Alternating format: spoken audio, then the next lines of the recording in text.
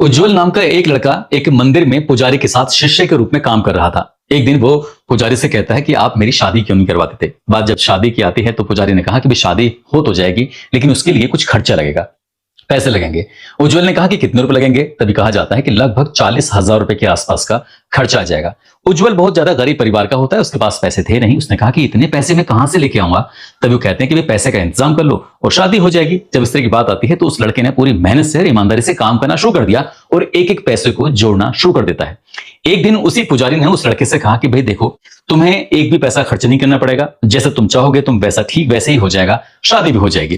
तो उसने कहा कि लड़के ने कि आखिरकार मुझे क्या काम करना पड़ेगा। तभी वो कहा जाता है कि एक काम करो, दो व्यक्ति हैं, दोनों की हालत ऐसी थी जैसे कि वो बोलने की स्थिति में नहीं थे, बेहोशी थे, लेकिन सांसें उनकी दोनों की चल रही थी। तभी उस पुजारी ने उस लड़के से कहा कि एक गड्ढा खोदना है और इस गड्ढे को खोदने के लिए तुम्हारी मैं भी मदद करूंगा, एक और है वो भी मदद करेगा। 3 लोग हैं, 3 लोग मिलकर एक गड्ढा खोदेंगे, बस तुम्हें मेरी इसमें मदद करानी है। जैसे उज्जवल से ये बात कही जाती है, उज्जवल इस बात को लेकर खुश हो जाता है, लेकिन ये भूल जाता है कि 2 व्यक्तियों को दरअसल एक गड्ढे के अंदर दफन करना है। और दफन करने वाली बात पर भी वो ना घबराया ना कुछ, लेकिन वो इस बात पर खुश था क्योंकि उसकी शादी की बात जो चल रही थी।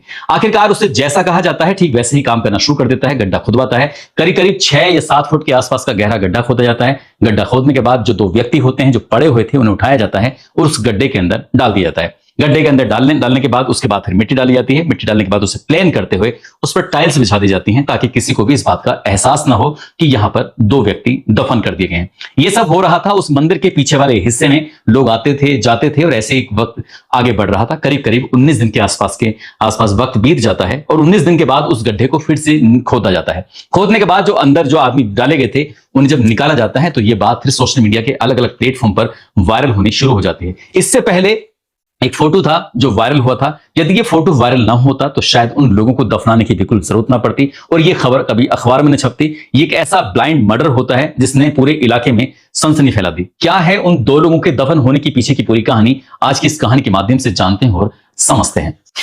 आदाब, नमस्कार, सत श्री अकाल। मैं उस्मान सैफी। उत्तर प्रदेश के बागपत से करीब 20 किलोमीटर दूर एक गांव लगता है सिगोली तगा, और सिगोली तगा में रहने वाले 2 दोस्त होते हैं। एक का नाम होता है अंकित, जिसकी उम्र लगभग 27 साल के आसपास होती है, जो विकलांग होता है, दोनों पैरों से चलने फिरने में असमर्थ होता है। उसके ठीक घर के सामने एक लड़का रहता है जिसका नाम है इसरार। इसरार की उम्र लगभग 31 या 32 साल के आसपास रही होगी। ये दोनों बहुत अच्छे दोस्त होते हैं। कहीं भी अगर जाना होता था अंकित को तो वो इसरार का ही सहारा लिया करता था। इसरार से कहता था कि चलो कहीं चलते हैं। तो ऐसे ही 25 जुलाई 2026 के दोपहर लगभग 2 बजे के आसपास का वक्त हो रहा था। इसी बीच में अंकित ने अपने खास दोस्त इसरार से कहा कि चलो भाई कहीं चलते हैं घूमने के लिए, कुछ काम है। अब उसकी बाइक लेते हैं, बाइक पे दोनों जाते हैं। यानी कि इसरार बाइक चला रहा है और अंकित जो होता है विकलांग होता है, चलने फिरने में असमर्थ होता है, तो वो उसकी बाइक पे बैठकर आराम से निकल जाते हैं। वो निकल जाते हैं, घर वालों से कहते हैं कि हम अभी 1-2 घंटे में लौटकर वापस आ रहे हैं, तो इसलिए तुम परेशान मत होना। लेकिन शाम हो जाती है, शाम तक भी वो वापस लौट के नहीं आते हैं, पूरी रात वापस लौट के नहीं आते हैं। अगली तारीख आ जाती है कि 26 जुलाई 2026, तब भी वो लौट कर नहीं आते हैं। अब चाहे वो इसरार के घर वाले हों या फिर अंकित के घर वाले हों, सबके सब परेशान हो जाते हैं और इतना परेशान होते हैं कि उनके मिलने वाले जितने भी लोग होते हैं, जहां जहां भी वो जा सकते थे वहां वहां जाने के बाद पता करते हैं, लेकिन उनका कहीं अता पता चलता नहीं है। अब 26 तारीख गुजर जाती है, 27 तारीख आती है, 27 भी गुजर जाती है, 28 तारीख भी गुजर जाती है। इसलिए अब घर वाले परिवार वाले सब परेशान हो जाते हैं, रिश्तेदार भी परेशान हो जाते हैं। अब ये मोहल्ले के आसपास के लोग भी परेशान हो जाते हैं। तभी लोग मशवरा करते हैं, सलाह देते हैं कि एक काम करो, सीधा नजदीकी पुलिस स्टेशन यानी कि चांदी नगर पुलिस स्टेशन में पहुंचते हैं, वहां जाकर एफआईआर दर्ज कराते हैं, गुमशुदगी की एफआईआर। अब ये 29 जुलाई 2026 को गुमशुदगी की एफआईआर दर्ज करा दी जाती है और जैसे एफआईआर दर्ज कराई जाती है, पुलिस वालों ने परिवार और रिश्तेदार वालों को सबको भरोसा दिलाया कि आप चिंता करने की बिल्कुल भी जरूरत नहीं है, जितनी जल्दी हो सकेगा अंकित और इसरार को हम तलाश कर ही लेंगे।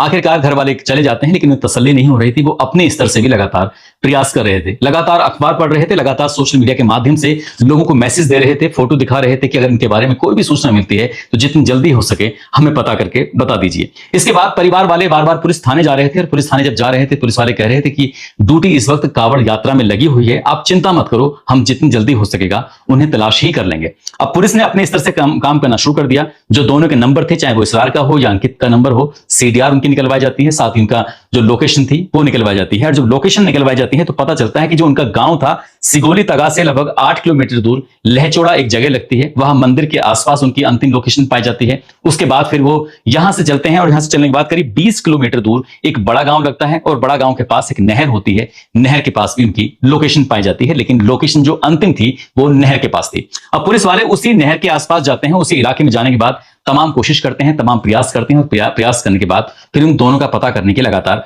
कोशिश कर रहे थे। अब यहां पर सैकड़ों लोगों से पूछताछ भी की जा रही थी और जो जो रूट बन रहा था उस लोकेशन के आधार पर, जो मोबाइल से मिली थी उसी लोकेशन के आधार पर जितने भी सीसीटीवी पड़ते हैं उन सीसीटीवी कैमरे को भी देखा जाता है, उनके माध्यम से ही पता करने की कोशिश की जा रही थी, लेकिन कहीं कोई जानकारी मिल नहीं पा रही थी।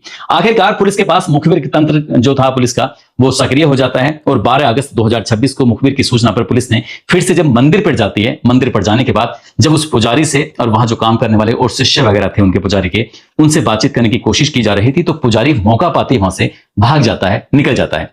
जैसे ही पुजारी निकलता है तो उस पुजारी के बारे में जानकारी जुटाने की कोशिश की जा रही थी। दरअसल पुजारी का नाम होता है नरेश नाथ और नरेश नाथ मौका पाती वहां से जब चला गया था तो वहां पर बसते हैं 2 लड़के। एक का नाम उज्जवल होता है जो कि पूरनपुर नवादा, थाना उसका चांदीनगर लगता है, जिला उसका बागपत होता है। दूसरा लड़का होता है कृष्णा यादव जो कि जौनपुर उत्तर प्रदेश का रहने वाला होता है। पुलिस ने उन दोनों को रडार पर लिया और रडार पर लेने के बाद उनसे बातचीत करना शुरू कर दिया, पूछताछ करना शुरू कर दिया। और पूछताछ करने के बाद जब उनसे बारी बारी से सवाल किए जा रहे थे तो सवालों के जवाब देने में वो आनाकानी कर रहे थे, यानी कि पुलिस को गुमराह करने की तमाम कोशिश कर रहे थे। लेकिन पुलिस ने अब अपने तरीके से सख्ती से बातचीत करना शुरू कर दिया। जब पुलिस ने सख्ती से बातचीत करना शुरू कर दिया तब उन्होंने कहा कि साहब मंदिर के पीछे एक जगह है, उस जगह के पास आप वहां पर गड्ढा खोदेंगे तो गड्ढा खोदने के बाद आपको वो दोनों यानी कि अंकित और इसरार दोनों ही मिल जाएंगे। जैसे ही पुलिस ने ये बात सुनी पुलिस एकदम से हक्का बक्का रह जाती है। पुलिस सोचने पर मजबूर हो जाती है कि आखिरकार ये बात क्या करें। फिर से पूछा जाता है कि जो कह रहे हो उसमें कितनी सच्चाई है, तो दोनों के दोनों कहते हैं कि साहब बिल्कुल सच्चाई है। और जब बात सच्चाई का पता लगाने के लिए 12 और 13 अगस्त 2026 की रात लगभग 3 बजे के आसपास का वक्त हो रहा था, चांदीनगर पुलिस स्टेशन के जो एसएचओ होते हैं, साथ ही सर्किल ऑफिसर और एक मजिस्ट्रेट की व्यवस्था की जाती है। सर्विलांस की टीम मौके पर पहुंचती है और इसके बाद फिर उस जगह को खोदना शुरू कर दिया जाता है। जब उस जगह की खुदाई की जाती है तो खुदाई करने के बाद लगभग 6-7 फुट के आसपास जब गड्ढा खोदा जाता है तो 2 व्यक्तियों की लाश मिल जाती है। दोनों एक दूसरे से लिपटे हुए थे, चिपटे हुए थे, आराम से उस गड्ढे के अंदर पड़े हुए थे, लेकिन उनकी हालत अब पहले जैसी नहीं थी जैसे कोई इंसान जिंदा होता है। उनकी बॉडी बिल्कुल डिकम्पोज हो चुकी थी, पूरी तरह से सड़ चुकी थी, खराब हो चुकी थी। उसके बाद फिर आसपास के इलाके में ये खबर आग की तरफ फैल जाती है और जब खबर आग की तरफ फैलती है तो उसके दोनों के परिवार वाले, चाहे इसरार के परिवार वाले हों या अंकित के परिवार वाले हों, उनको सूचना दी जाती है। जब वो मौके पर पहुंचते हैं तो इसरार के हाथ में घड़ी बंधी हुई थी, उसके आधार पर उसकी पहचान की जा रही थी, उसके जो कपड़े पहने हुए थे उसके आधार पर पहचान की जा रही थी। और इसी बीच में जो अंकित होता है तो अंकित को भी पहचान लिया जाता है। दरअसल जो इसरार होता है वो शादीशुदा होता है और उसकी पत्नी के नाम फिरदौस, उसका एक बच्चा जिसका नाम होता है इसरार, जिसकी उम्र 6 साल के आसपास होती है। दूसरे नंबर के जो बालक होता है जिसका नाम आयान होता है, उम्र उसकी 5 साल के आसपास होती है। फैजान नाम का एक बालक होता है जिसकी उम्र 3 साल के आसपास होती है। वो पेशे से मजदूर होता है और जो उसका दोस्त था जिसका नाम अंकित, अंकित अपने माँ बाप का इकलौता बेटा होता है।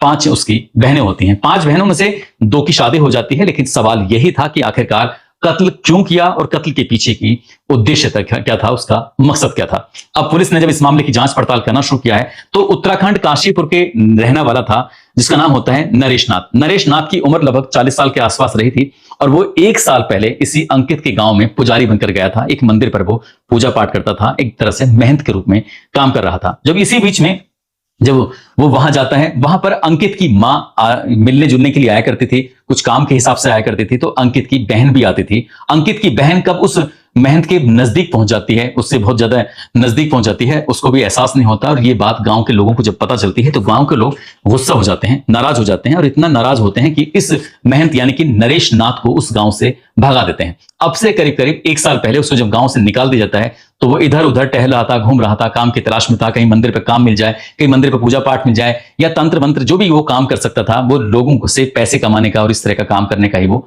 काम करता था। आखिरकार वो यहां से थोड़ा सा दूर से लगभग 7 या 8 किलोमीटर के आसपास लहचोड़ा गांव लगता है, वहां पर गणेश मंदिर है। उस गणेश मंदिर पर वो लग जाता है और इसी मंदिर पर और 2 लड़के होते हैं, एक का नाम कृष्णा होता है और दूसरे का नाम उज्जवल होता है। वो भी उसके साथ सहयोगी के रूप में, यानी कि शिष्य के रूप में काम कर रहे थे। ये पहले से ही शादीशुदा होता है। इसके बालक की उम्र लगभग 14-15 साल के आसपास होती है, जो कि उत्तराखंड के काशीपुर का निवासी होता है। ये तारीख आती है 25 जुलाई 26 की बात है, दोपहर के आसपास का समय हो रहा था। एक फोटो था जो सोशल मीडिया पर बहुत तेजी के साथ वायरल हो जाता है। ऐसा दावा किया जाता है कि महंत के साथ जो फोटो वायरल हो रहा है उसमें एक लड़की है, लड़की वो अंकित की बहन होती है। अंकित की बहन से उसका अफेयर हो जाता है, उसके साथ गलत संबंध भी ऐसे हो जाते हैं, सब दावा किया जाता है, सब बताया जाता है। जब ये बात अंकित को पता चलती है तो अंकित को बेइंतहा गुस्सा आता है। उसने अपने सामने वाले रहने वाले जो दोस्त होता है इसरार, उससे कहा कि एक बार मंदिर के पुजारी से बातचीत करने के लिए चलते हैं, उसकी आदत में कोई सुधार नहीं हो रहा है। लगातार वो फोन पर बातचीत भी करता है, संपर्क करने की कोशिश करता है। आज चल के हम उसको ही देखते हैं। सीधा ये यहाँ पर मंदिर पे जाते हैं और मंदिर पे जाने के बाद यहाँ पर नाराजगी शुरू हो जाती है।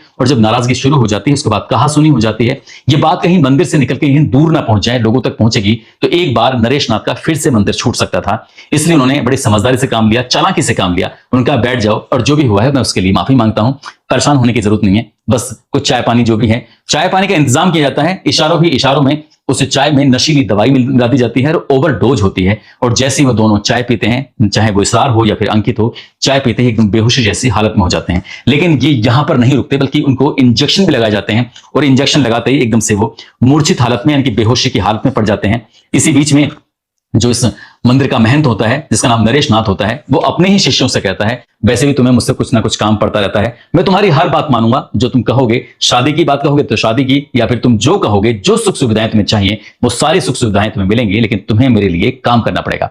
वो दोनों ही उसके शिष्य पूछते हैं, चाहे वो कृष्णा यादव हो या फिर उज्जवल हो। जब पूछते हैं तो वो कहता है कि तुम्हें गड्ढा खोदना पड़ेगा, गड्ढा खोदने के बाद इनको उसमें डालना पड़ेगा। अब यहां पर उज्जवल हो, कृष्णा हो या फिर नरेश नाथ हो, तीनों मिलने के बाद उस बारी बारी से उस गड्ढे को खोदते हैं। 25 जुलाई की रात की ये बात है, जब गड्ढा खोद देते हैं। गड्ढा खोदने के बाद इसी बीच में जो उसका बेटा होता है, जिसकी उम्र लगभग 15 साल या 16 साल के आसपास बताई जाती है, उससे कहा जाता है कि तुझे सिर्फ नजर रखनी है, कोई यहां व्यक्ति दिखाई दे तुरंत हमें सूचना देना है, और जैसे सूचना देगा तो हम लोग अलर्ट हो जाएंगे। अपने बालक को, अपने लड़के को उसने इस काम पे लगाया और तीनों ने मिलने के बाद गड्ढा खोदा और गड्ढा खोदने के बाद आराम से उस गड्ढे के अंदर इन दोनों को, यानी कि इसरार को और अंकित को, उसके अंदर डाल देते हैं। डालने के बाद उसको प्लान करते हैं, प्लान करने के बाद टाइल्स लगा देते हैं, और टाइल्स लगाने के बाद वो वहां पर ऐसे रह रहे थे जैसे कुछ होता ही नहीं है। फिर इसके बाद जो मोबाइल होते हैं, इन मोबाइल को यहां से लेके जाते हैं सीधा लगभग 20 किलोमीटर दूर बड़गांव के पास, जो बड़ा जो गांव है उसके पास नहर है, उस नहर में फेंक देते हैं। और जिस मोटरसाइकिल से वो आए थे, लगभग 25 किलोमीटर दूर यमुना नदी थी, उस यमुना नदी में उस मोटरसाइकिल को फेंक देते हैं। और इसके बाद फिर पुलिस लगातार गुमराह होती चली जाती है, लेकिन पुलिस ने भी बड़ी ईमानदारी से काम किया। और इस ब्लाइंड मर्डर को खोलने में पुलिस को भले ही 18-19 दिन का समय लगा, लेकिन पुलिस ने जिस खूबसूरती से काम किया है, पुलिस वाकई इस की बार बार हकदार बनती है।